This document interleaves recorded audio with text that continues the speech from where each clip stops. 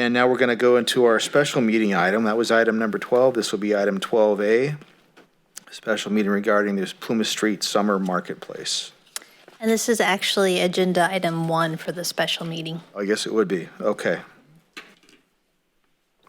Shannon will be happy that I clarified that. What's that? I said Shannon's happy that I clarified that. In full disclosure, he asked me to make sure I clarified that. I'll change it. So I'm sure he's chuckling right now. Not 12A. Right. All right. All right, so this item is the Plymouth Street Summer Marketplace. So in early June, the DBA approached the city with this concept of a Plymouth Street Marketplace. Originally, it was to close Plymouth Street for 3 Saturdays during the summer from 10 a.m. to 5 p.m. to allow businesses to expand their out onto the street. And so the dates were July 18th, which was just this last weekend, August 8th, and undecided date in September. Within a few days in July, there was a flurry of activity. So July 7th, council discussed the Plymouth Street Marketplace to basically confirm the Director of Emergency Services order to allow these businesses to expand. At that council meeting, the concept was brought forward about doing a long-term temporary closure of Plymouth Street. And in cooperation with the DBA, we requested that the DBA go back and poll the members of the DBA to see if there was a favorable direction to close Plymouth Street. The response that we received was that it was favorable, so we proceeded with issuing an emergency order to allow that. In between that time frame, though, on July 12th, Dr. Liu issued an amendment to her order to basically comply with the state's direction that if you were on the monitoring list for more than 3 days, that certain activities, indoor activities, had to shut down. And then, to much of our surprise, on July 13th, the governor came forward and applied the restriction of those indoor activities statewide, and then in addition implemented other restrictions for businesses on the state monitoring list. And so that went into effect that day. So July 17th, the City Director of Emergency Services issued an order for the long-term temporary closure of Plymouth Street. And then on July 18th, staff closed Plymouth Street.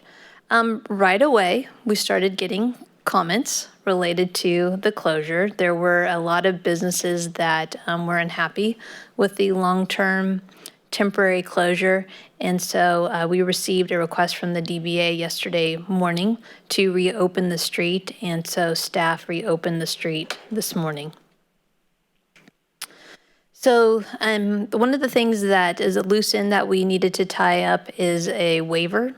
And so as part of the encroachment permit process, we're asking businesses that are expanding onto public right-of-way to sign a waiver. And so the waiver was included in the staff report. So for tonight, recommending that council confirm the Director of Emergency Services order for authorizing the temporary waiver of certain municipal code and entitlement restrictions for impacted businesses on Plymouth Street. So this is the second order. The first one limited to the 2 specific Saturdays in the unknown date in December. This order expands it so it's not date specific.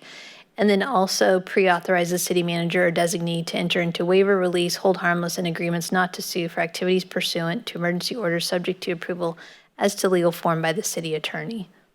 So we're requesting that council confirm the order and then also authorize the city manager to sign the waivers. And with that, I'd be happy to answer any questions. All right, makes sense. Any public comment? One just came in from Thomas Burns. The governor is the king. His decrees are like the 10 Commandments. How did we get so blessed? All right. At 11. Mr. Vice Mayor, do you have a comment? You're leaning forward. Okay. All right. So we're now at motion. Actually, through the mayor. Yep.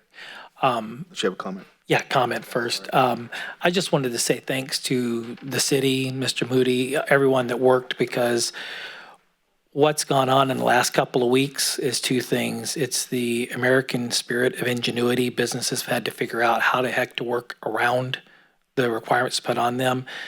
And then our city has worked to make things happen faster than I've probably ever seen a government system work.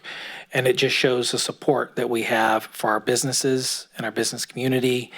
And, I just appreciate the fact that the DBA requested to try that. We stepped up and did it, found out it didn't work. They unrequested, and we immediately removed it, just to show the overall support that we have for our businesses citywide. And Mr. Moody, there you are. I said it earlier, and I want to say it public now. Thank you for you and your team that's out visiting all the businesses that are going out into public right-of-ways, getting into the parking lots to make sure everything's done so that people can stay safe. And our police department, fire department can get in. No one's getting run over, so we got the proper borders and stuff. Just overall, thank you to what you guys have done in responding to our business community. So, and with that, if there's no other, I'll go ahead and make the motion, Mr. Mayor. Go ahead.